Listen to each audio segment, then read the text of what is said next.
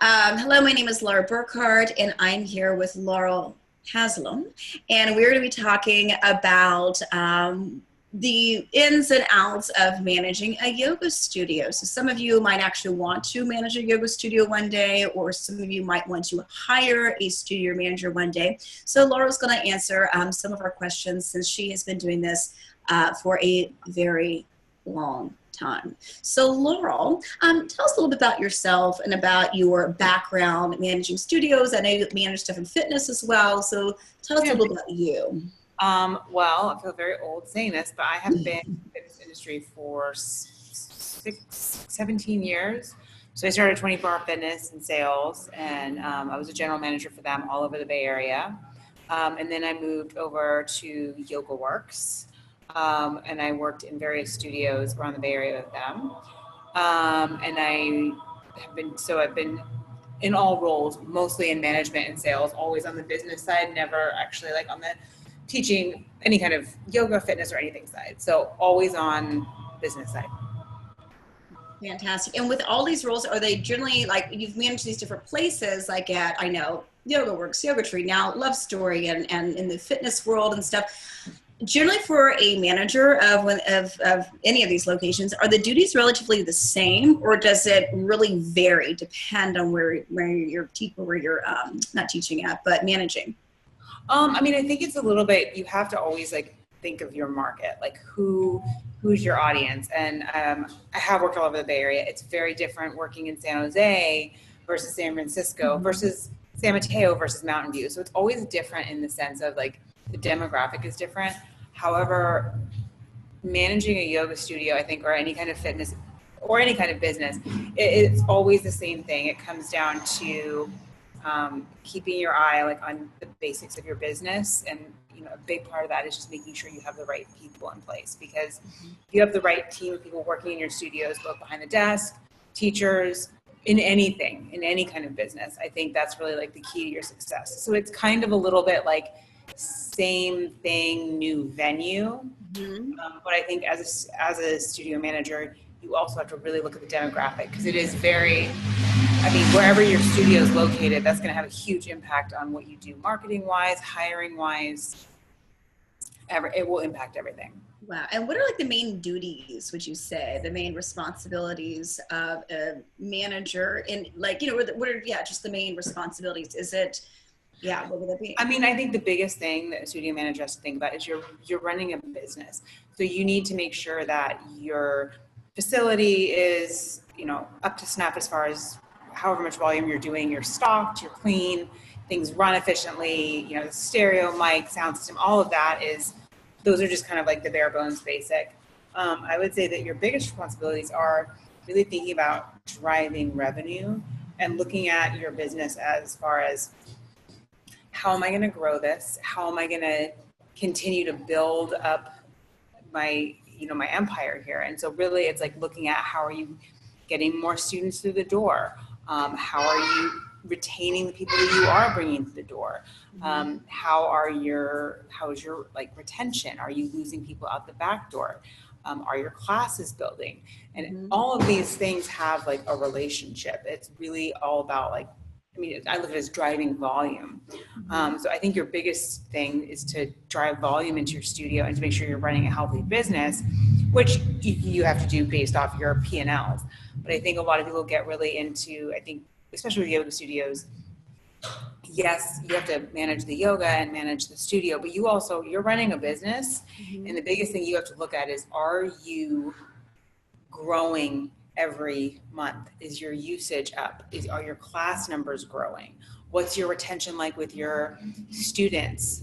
What's your retention like with your staff? Are you constantly turning over staff? And really, it's like, how do you get the most out of everybody around you? Because if you can't do that, one person isn't going to be effective at doing anything. The manager's role really is to make decisions based on the numbers, always be driving to increase the numbers, and to make sure of getting a good team in place around you, because it really does take a lot of people to run a studio.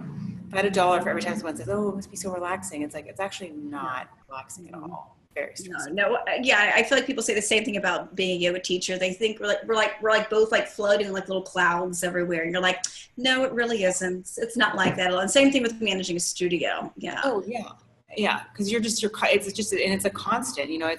That's the thing is I think that a lot of people don't really realize is it's like every day when you come in, it's like okay, I haven't. For me, I have an idea of like what kind of number I want to hit as far as like sales, new students, and every day you start at zero. So you have to. It's a hustle. So you have to kind of enjoy that part of it. And my advice to someone opening a yoga studio is if that's not you, then get someone around you that is passionate about yoga, but that also is passionate about chasing the business and looking at things from a very like business. Hey, we have rent. This is obviously we're here because this is how we feed our families, and you really need to have that person around you as a studio owner. Definitely. So, like, just kind of going to what you were saying, like, what are some of the things that, let's say, if someone wanted to be a studio manager, what are ways that they could prepare themselves to be a studio manager? Like, what are, as you say, the skills? You need to be someone who is into sales, who knows how to do that. Or what would, if someone owned a studio, what are the qualities that they would look for in someone when hiring someone in that position? Well, I think if you want to be a studio manager, again, I think studying leadership. I recommend Toastmasters. I recommend any kind of self-development. There's all kinds of like business leadership conventions you can go to develop your skills as a leader. Because again, you yourself are not going to run the ship. I mean, you're going to run the ship, but you need people. So you need to focus on your leadership skills. Short cycle sales. I think learning to sell in a like fast-paced multitasking environment is very critical, and it's kind of like learning the sales steps. I mean, every interaction I have with a guest or a potential student, I'm following a very specific recipe of like information that I want to get out of the person, how I want to help them, how I want to guide them into making a decision to get started with us. So short cycle sales, I think, is very important because it's, you're dealing with a high volume and quick. I think if you're looking for someone, you want to look for someone kind of competitive, someone who's a go-getter, and someone who is energetic. Mm-hmm. And it's really what you're looking for is a good leader, someone that can get other people to perform. And I think someone with discipline, I think it's really important to look for people that have sales experience. I think especially in the fitness environment, just because it is, yoga it goes into this vast like thing of it's exercise, it's spiritual, there's so much to it, but you really need someone that's like, okay, all of that aside, I enjoy having a challenge and setting like goals for myself and reaching those goals. A passion for yoga, I think, is a no-brainer. Mm-hmm. But I mean, if I actually owned a studio, I would have to say that the biggest thing I would look for is someone who is they like yoga, but they got to have a business sense. They have to enjoy sales and they have to enjoy that challenge. Otherwise, you're not making money. Right. Yeah. And as you said, it's a business. You have to have those business skills actually first and foremost, especially in that role. Yeah, that makes sense. And then, so what would you say are some of the pros and some of the cons of being a studio manager? Well, the pro is, you meet like-minded people, and I think every day you're going to have conversations with people that are just like-minded, that are cool, that are going to make you think, that are going to make you grow as a person and as a yogi. And, especially living in these days and times, like there's a lot of turmoil in the world. And so it's kind of like, and I don't even live in the real world. I live in like yoga land where it's a little calmer. So there is that. It's different too. You're different, but it's like, people are more conscious, more mindful. You're helping people live better, happier, more productive lives. You're helping people deal with grief. I think you're really helping people. And it's also entertaining. No day is ever the same, and never a dull moment. The cons, I would say, it's very stressful. Yoga teachers tend to be liking things to be a certain way all the time. So it's kind of like you're kind of just on pins and needles as far as just like subbing. I mean, there's a lot of moving parts, like subbing, people not showing up, you know, facility issues, like any one thing can unravel your day. And there's also the other side of yoga, which is not so, it's the dark side of yoga. You know, I think anytime you have a business and you have people that are successful, and sometimes you know, teaching yoga you're going to deal with some interesting people. Some people are just disturbed and it's emotionally draining. Others, I mean, I've had experiences that are like just shocking as far as like you have someone in front of a room teaching hundreds of people, and there's a little bit of that guru mentality. And then behind the scenes, it's a completely different ballgame dealing with that person. And that's a little bit hard to see. I think like that's something you get used to. And I think it can affect your practice a little bit as far as wanting to practice, because you're having these interactions and then you're gonna run in and take a class. It's like, it's very like jarring to practice at your own studio sometimes. And so I think it's very important like to make a clear delineation between like, okay, this is my job and this is my yoga studio. This is what I do for work. And then this is what I do for my personal practice. And for me, it's two totally separate things. Yeah. That's the big con, is that you can get a little bit disillusioned, because I think you go into something thinking like, oh, yoga is peace and harmony, and that's really just not always the case. Right. There's when you see the teacher and then you go into the teacher's office or or the manager's office, it's totally different. It's too, yeah. And, you know, I mean, just all of it gets to be a lot. So dealing with that side, I think, is a big con. And self-care is something that I actually saw this starting at 24 Hour Fitness, and I always had a thing for myself that if I ever stop taking care of myself, that's when it's time to quit my job and get something that's like, you know, 9 to 5, that's not going to take over, like, because this is very time consuming. I mean, you're on kind of all the time. And so I have that commitment to myself, and I'm really diligent about that.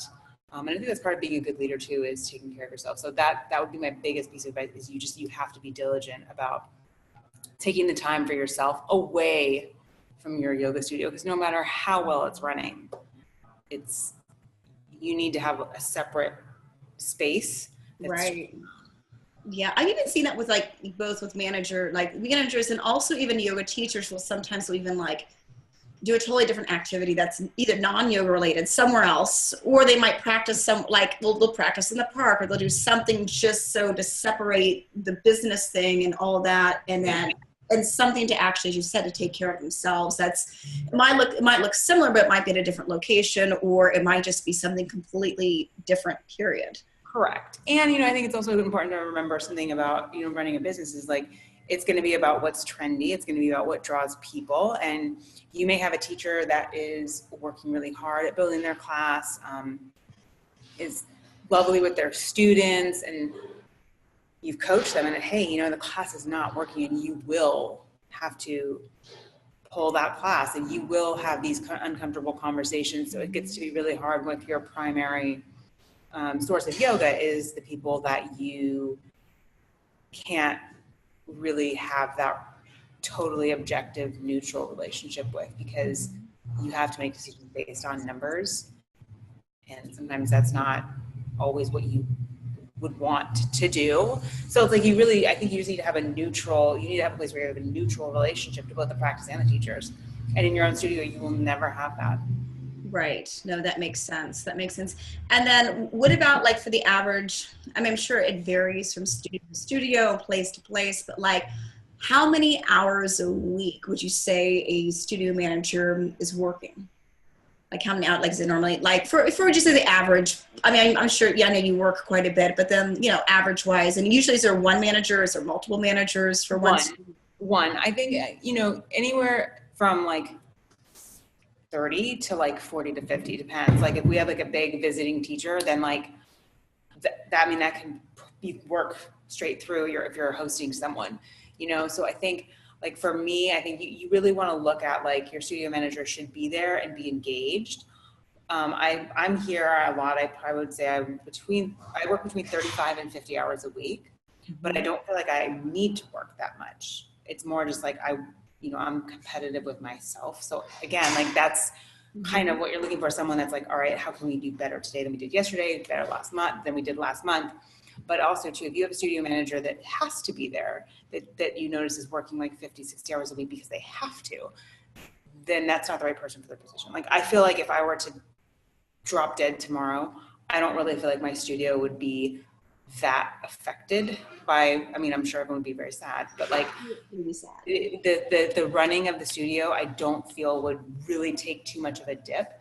And that's critical. As a manager, I feel like I'm important, but I'm not holding the ship together, because that's also not a good position. You don't want to be dependent on one person. So I think the hours that you can work are going to be very all over the place, and they're not going to be consistent. And that's the thing I think that most people don't understand about job, is it's chaos, and then it's smooth, and then it's chaos. It's just very all over the map. Okay, yeah.